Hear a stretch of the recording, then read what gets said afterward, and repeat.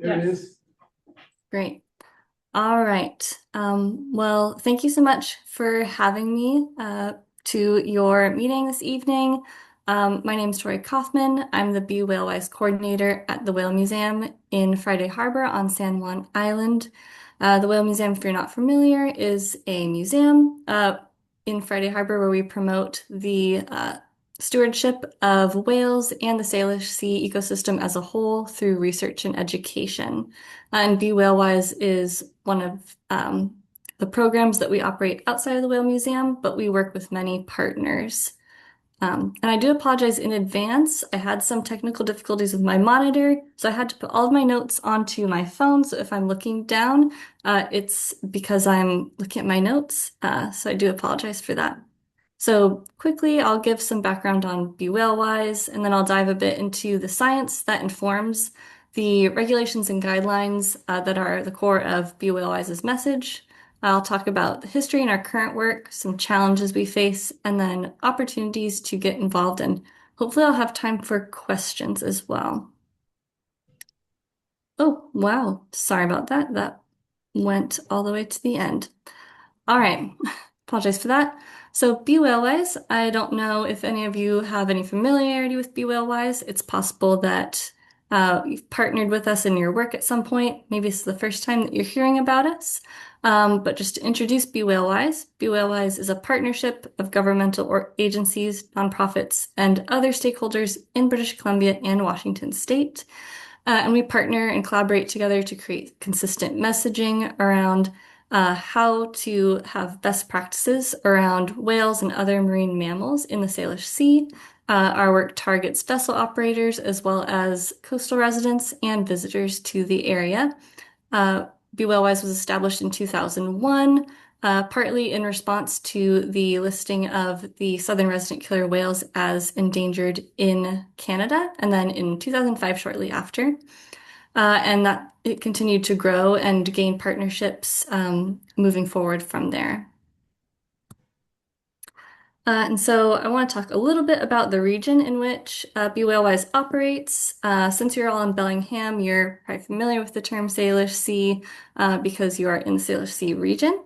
But I like to emphasize the region which Be Whale-wise covers, partly to provide a visual of the fact that Be Whale-wise in the Salish Sea, we are in a international maritime region. So there is an international maritime boundary that crosses through the Salish Sea. And so once you cross over this invisible line in land and water, regulations and laws change. However, whales, as we all know, do not recognize international boundaries. And so this is really important for us to have this international collaboration and partnership so that we can work together to achieve our shared goals at BWLWise of promoting the stewardship and recovery of whales and the Salish Sea environment as a whole through our partnerships. All right, so I'll talk a bit about the whales of the Salish Sea, and I'm going to focus primarily on killer whales, particularly southern resident killer whales, partly for the sake of time, because if I went to all of the science and the regulations, it would take far too long.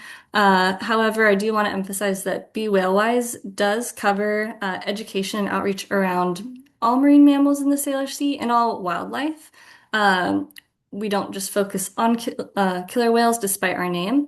But again, for the sake of time, we'll focus on whales, especially because they have the strictest regulations around how vessels can operate around them. So there are two types of whales within the Salish Sea. There's toothed whales, including killer whales, Dall's porpoises, Harbor's porpoises, and then baleen whales. This will be humpback whales, minke whales, and gray whales. Uh, and again, I'm going to be focusing on the toothed whales, killer whales in particular, but um, eventually in the future, we probably will have more focus in our outreach on baleen whales, in particular because of the increased presence of humpback whales in the Salish Sea within the past few years. And that comes with a new set of guidelines and education because they do differ very significantly in their behavior to toothed whales, killer whales in particular. All right, and so there are three ecotypes of killer whales in the Salish Sea.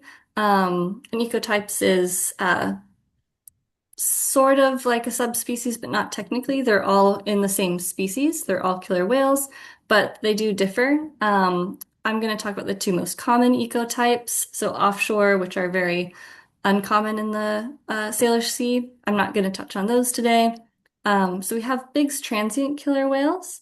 They're marine mammal eaters, and their population is currently doing well, sitting around 400 or so individuals in the West Coast transient population.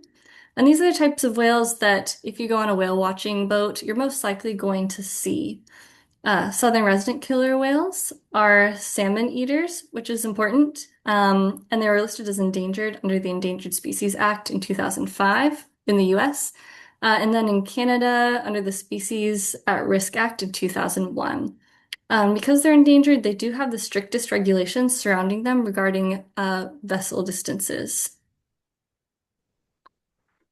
And because the regulations and guidelines for vessels around killer whales are based in our understanding of killer whale behavior and how vessels can impact those behaviors, it's critical to understand these whales and their unique culture in order to pursue conservation strategies that best promote their recovery.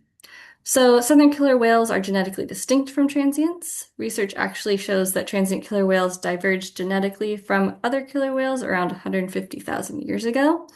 And this is important when it comes to conservation because there is a common misunderstanding that all killer whales are the same.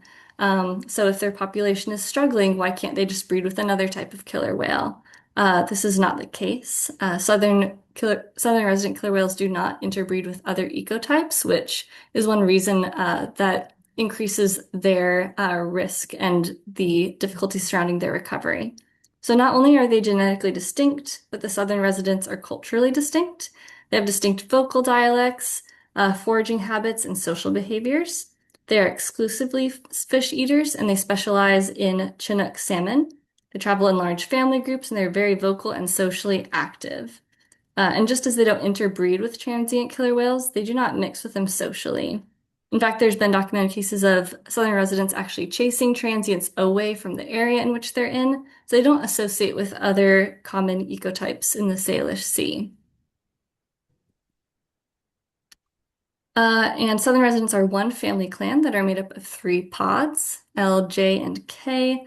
The most well-recognized and commonly cited pod in the Salish Sea is the J pod. It's very likely you've heard of Granny or J2, who was a famous longtime matriarch who was estimated to be up to 90 years old at the time of her death in 2016. She was a iconic member of the J pod. And like I've mentioned earlier, resident killer whales are listed as endangered in both the United States and Canada. Their population was heavily impacted by the capture area in the 1960s and the 1970s. Killer whale capture was outlawed in 1976, which is where the data in this figure on the screen begins. And so you can see that there was a period of recovery up until the mid 1990s, when their population did take a dip around the year 2000. And they've been hovering around the 70s and the 80s since then, as of the most recent population census in July of 2025. There are 74 individual southern resident killer whales in their population. So, in order to understand how to assist in the recovery of the southern resident killer whales, we need to understand the threats to their recovery. Until recently, they were considered to be three primary threats: prey availability, pollution, and vessel disturbance. However, in recent years, inbreeding has been considered to be an increasingly prevalent threat to the recovery of the southern resident population, especially because of its potential impacts on the survival rate of calves. And so there are many wonderful organizations and entities, along with individuals, committed to addressing each one of these threats. Be Whalewise focuses on vessel disturbance specifically, with the aim to reduce vessel disturbance and its impacts on southern residents, along with all other marine wildlife in the Salish Sea. So, vessel disturbance. What is it? So, vessel disturbance is the basis of regulations and guidelines around vessel activity in the Salish Sea in both Canada and the US. So it's really critical to understand how vessels can disturb marine life and how they can be particularly disruptive for killer whales in order to understand where these regulations come from. So vessel disturbance is considered anything that interferes or alters activities that are crucial for survival, such as foraging, feeding, socializing, and breeding. And vessel disturbance can be physical, and it can also be acoustic. And I'll start with physical disturbance. And I think when many people think about the harm that vessels can cause to whales in particular, they think about vessel strikes. And a vessel strike is, of course, a massive and potentially fatal disturbance. However, even if a vessel never makes physical contact with marine life, it can still disrupt behavior and have an impact. Simply the presence of vessels, even non-motorized vessels such as kayaks or sailboats, can result in stress and alter foraging and social behavior in whales. The impacts of acoustic disturbance are also incredibly significant, particularly for killer whales. Killer whales, like other whales in the Odontoceti, never say it right, Odontoceti family, rely on echolocation to forage and to communicate with each other. And acoustic disturbances can disrupt these behaviors. As I mentioned earlier, one of the key threats to southern residents is prey availability. So when you compound this issue of the lack of prey with the reduced ability to effectively forage due to underwater noise, you can see how interrelated these threats are and why it's really critical to address all of them. And this image here, courtesy of the Oceans Initiative, it was a video, but I couldn't get it to play on the presentation. But it shows the acoustic footprint of a container ship off Vancouver Island, which is a part of the southern resident killer whale habitat. You can see just how far-reaching those acoustics are, and how with all these container ships, along with motorboats and other vessels moving through the area, how that's going to create a lot of noise in these whales' environment. And there's been some interesting research done regarding how vessel noise in the southern resident habitat can result in a phenomenon called masking. And this is when frequencies of other sources of underwater noise, such as cargo ships, motorboats, pile drivers, how they can create frequencies underwater that are the same frequency as echolocation frequencies that whales use to communicate with each other and to find prey. Thus, the clicks and the calls of the whales are essentially drowned out. And the best way that I've heard to describe this is that what the whales are experiencing is similar to walking into a crowded bar or a concert to meet a friend. It's loud, and you have to both raise your voice to be heard and you have to strain to hear. And this can be difficult and cause stress, and eventually you might just stop playing. This is similar to what happens to the whales. They have to work that much harder to find food and to hear each other, and it may disrupt or even halt that behavior altogether. Uh, and so, uh, both physical and acoustic disturbance from vessels can have an impact on foraging behavior and foraging success of southern residents. There's also research that shows that females are even more likely than males to change their foraging behavior with the presence of vessels. And this is really important because of the fact that they're matrilineal creatures. And so much of their foraging behavior is led by these matriarchs and by females. Many males even rely on the females to help assist in prey capture.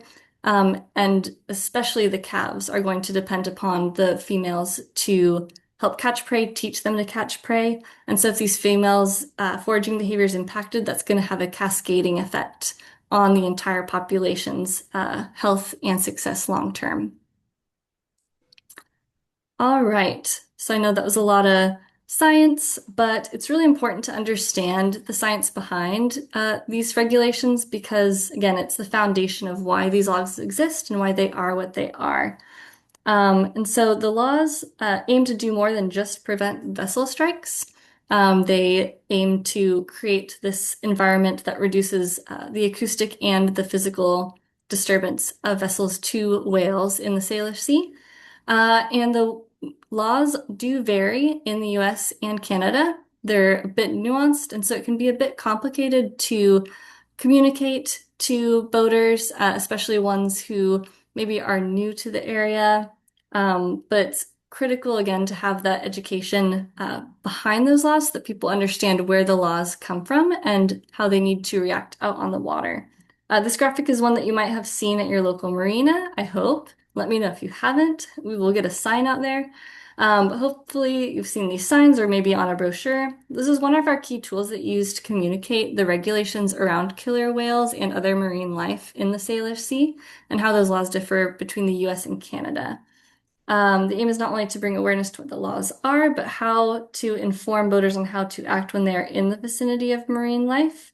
For the sake of time, I'm not going to go into all of the regulations because that would take quite a while.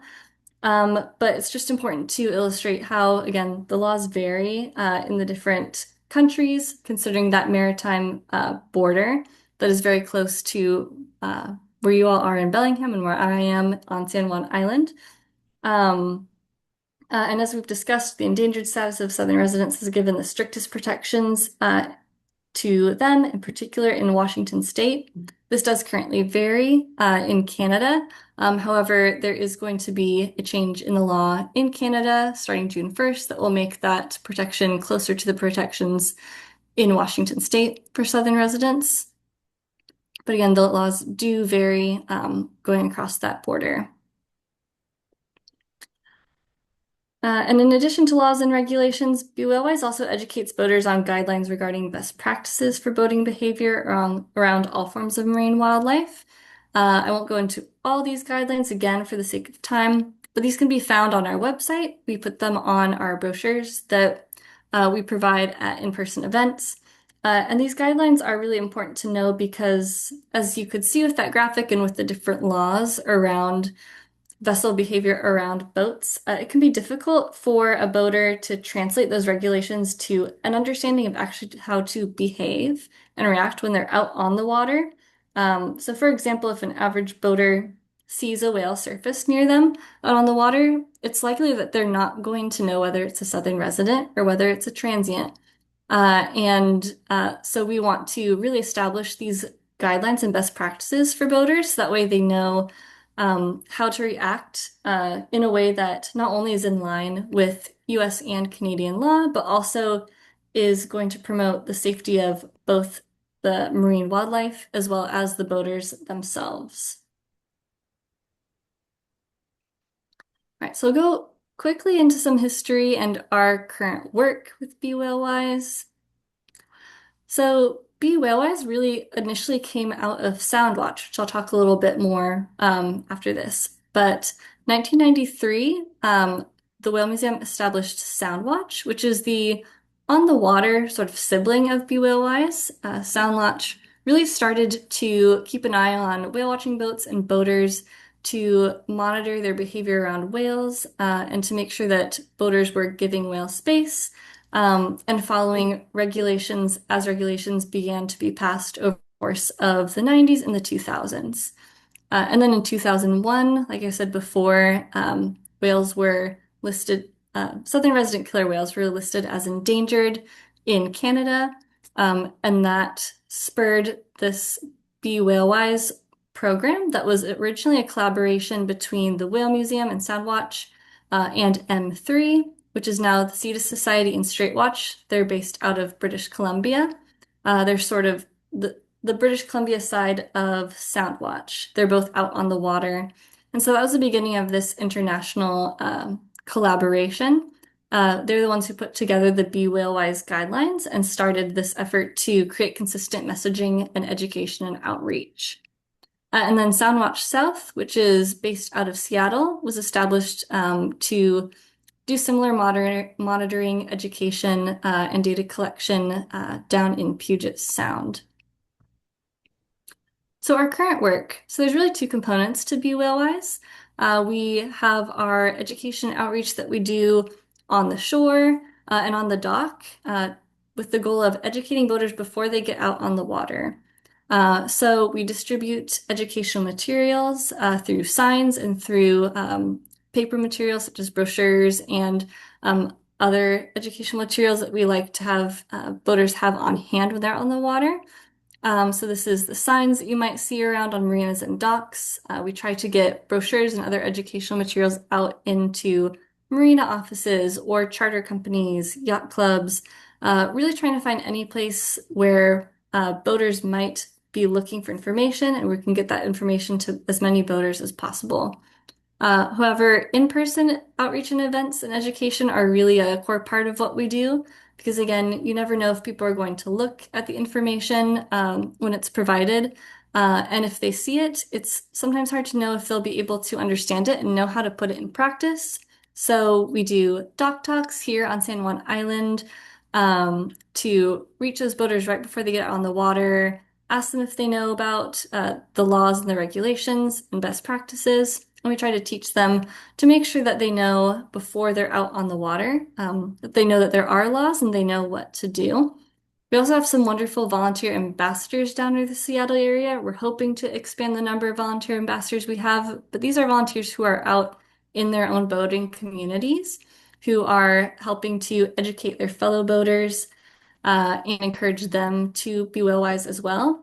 And that's really critical because having boaters in their own community, we found makes the message much more effective and possibly better received when it's coming from boaters in their own communities. And then Soundwatch. So Soundwatch is our on-the-water education. So whereas Beal Whale-wise, we operate on land, know before you go. This is making sure that people are educated on the water or watching behavior to see if people need to be approached to change their behavior. So again, Soundwatch monitors boater presence and activity around whales on the water. They'll take data to see what types of violations are occurring, what types of boats are violating, what are whales doing. And then they'll also approach boats as well. If you ever have a Soundwatch boat approach you, don't worry. They are not enforcement. They can't give you a ticket. However, they are coming up just to make sure that you know the laws, that you know the guidelines. They're also collecting data because this is really helpful for us to be able to see how effective our programs are, to know what laws people know, where they got that information. And so if they do approach you, don't worry, talk to them. It's really, really helpful for us to be able to get that data from boaters in order to inform our outreach and education efforts in the future. And then Soundwatch also does report violations. If something particularly egregious is happening, they're not enforcement, but they do contact entities that can enforce violations or enforce, yes. Again, so like I said, Soundwatch is out there collecting data. And this is really helpful for long-term efforts, for trying to see how effective guidelines and laws are in actually changing boater behavior. And so this helps inform future laws and as well as to inform our outreach and education efforts to see if we need to adjust to make our efforts more effective. All right, so I'm keeping an eye on time, so I'll just quickly go through challenges and then ways to get involved with Be Whale Wise. So one of the main challenges that we face is measuring efficacy. Like I said, Soundwatch is out on the water. They're getting data. We're trying to assess whether the laws and our educational efforts are actually resulting in a change in behavior out on the water. However, it is really difficult to know whether that's a direct effect. So, for example, if we talk to someone out on a dock, it's really difficult to know if them talking to us and learning about the laws actually results in them going out onto the water and changing behavior. It's hard to know if someone doing something out on the water is the result of an educational effort. If we put up a sign, are people actually looking at it? Do they know what it means? So that's a big challenge that we have, not only because it's hard to really be clear whether our efforts are having an impact, but it's hard then to know if we aren't seeing a change in behavior, how we can adjust what we're doing to effectively reach people and encourage that change in behavior. So that's something that we're working on. We're trying to adjust some of the data that we collect with Soundwatch when we're out on the water, asking more about where people are finding information specifically. But it is a challenge because the behavior is so separated from that point of outreach and education on land. And then another big challenge is that the laws, as you saw before, are complex and they're change quite, hopefully not quite as regularly as they have been, but the laws do change. And this is a good thing. It's a form of adaptive management. So as we learn more, we adjust the laws around vessel distances around whales to increase protections.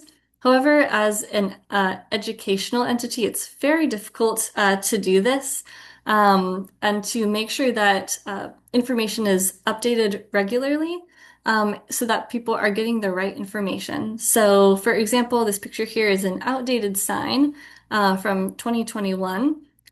The Washington laws changed in 2024. So last year in 2025, we created a whole fleet of new signs, sent them out to be put up. This one clearly did not get replaced. But then Canada just announced that they're changing their laws. So now we have a ton of new signs that need to get replaced. We have brochures that need to get replaced. So it's something that we're always trying to figure out how to do is how do we make sure that people are getting consistently accurate information um, and not having to go through a costly process of constantly printing new signs and updating them and even making sure that we know where all these signs are going. So that's a challenge that we've been trying to work on and have the opportunity to tackle again as Canada is changing its protections for Southern residents starting June 1st, so in just a couple of weeks. All right, and so ways that you can get involved and how to be whale wise. One of the biggest things is to actually put these Be Whale Wise guidelines into practice.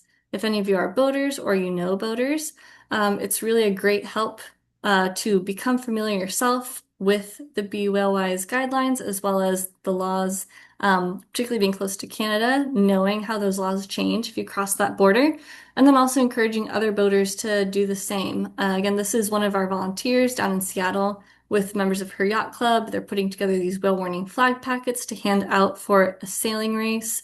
So having people in the community and fellow boaters encourage other boaters to be aware of the laws, change their behavior is really, really helpful. And also, one helpful tool is I wish was there so I could hand out printed versions, but we do have versions on our website you can print out. But we have helpful tools like this, like our handheld Orca rangefinder. It's just a business card sized card that you can use to help estimate the distance if you see a whale out on the water, which is one of the most difficult parts of the regulations, is not knowing how far away you are. And so, again, putting those, knowing the Be Whale Wise guidelines and knowing how to put them into practice, and then encouraging fellow boaters or people in your community to follow them is a really big part, really helpful to increasing our reach. Flying your whale warning flag. Again, if I was there, I'd bring some flags, but luckily they are free to Washington State boaters. They are paid for by the state of Washington. So if you wanted a whale warning flag for your boat, or if you are on land near the water, you can either reach out to me and I'll ship one to you, or if you ever find yourself on San Juan Island, stop by the Whale Museum and ask for me, Tori, and I will give you one. Again, they're free to Washington State boaters. However, they are a really important communication tool, so we do emphasize that you use them correctly. I was talking to a couple at an event, and they were so kind. They said, "We love our flag. Every time we're out on the water, we put it up because we want boaters to be aware that they should be looking out for whales." And I said, that's great. That comes from such a great place. Please don't do that. Because again, it's a communication tool, and we want to avoid a boy who cried wolf situation. So it's really critical that people fly that flag when they see whales and then lower again when the whales have left the area. So again, if you have a flag, just know that that is really the goal of those flags is to be sure they're only flown when whales are within the area. And then again, if you see a flag, knowing what it means, knowing that whales are within the vicinity, knowing that you should slow down and potentially stop or change your direction depending on the direction of travel of the whales. And so following the whale warning flag guidelines is also a critical way to be whale wise and to get involved. Reporting violations. This is a really big one because, again, the entities that do enforcement as well as Soundwatch, we can't be everywhere on the water all at once. And so if you see something that is going against regulations or even something that you just feel like doesn't feel right involving a vessel and marine wildlife, go ahead and report it. We have a violation report form on our Be Whale-Wise website. And if a violation isn't occurring, no one will get in trouble. But it's always better to know than to not know. So we encourage as much information as possible about the species that you saw involved, the boat you saw involved, location, coordinates are always really helpful, and photos and videos. So again, this just helps us increase our reach. So if you see a violation or something that doesn't feel right, please report it. It's incredibly helpful. Be on the lookout for outdated signs. This is more to help me. Like I said, one of our biggest struggles is knowing where these signs are, whether they've been updated. The one on the right, again, is actually here on San Juan Island. I saw it with some coworkers at a work event. We looked at each other and like, this is 2 miles away. We have the signs and it's still outdated. So if you see a sign that's outdated or even one that is up to date, take a picture and send it to me. It's really helpful. We're mapping out where all our signs are because when we need to update them, it's really helpful to know where they are, and whether they're outdated so we can know when to replace them. And lastly, give us your feedback. I say this more as someone who, I'll be honest, I'm new to Washington State as of recently, and I'm new to boating. I'm not a boater yet, but in doing outreach and education to the boating community, it's really helpful to know from boaters what is working and what is effective. So, and just from the community in general. So if there is, you know, a graphic that is unclear or confusing, or if something's not working, or if you have recommendations for how to best reach boaters, even if it's just one boater told me, like, here's where you should put brochures in the marina because no one will see it over in this place. It's really helpful to get feedback so we can know, again, how to best reach boaters because we can create all of these materials and send them out. But if no one's seeing them, if it's not effective, then we're not doing our job right. So any feedback that you have is incredibly helpful. And so I'll end by giving some helpful resources. Again, there was some information that I just couldn't cover because it would be very tedious and long, and I'm aware that you have a lot more to get to in your agenda. So, first, I recommend the Be Whale-Wise website, just because this is the most comprehensive, up-to-date source for regulations and guidelines in the US and Canada. We do update it when regulations change on the date they change. So on January 1st, you will see that the new Canadian regulations will be up there.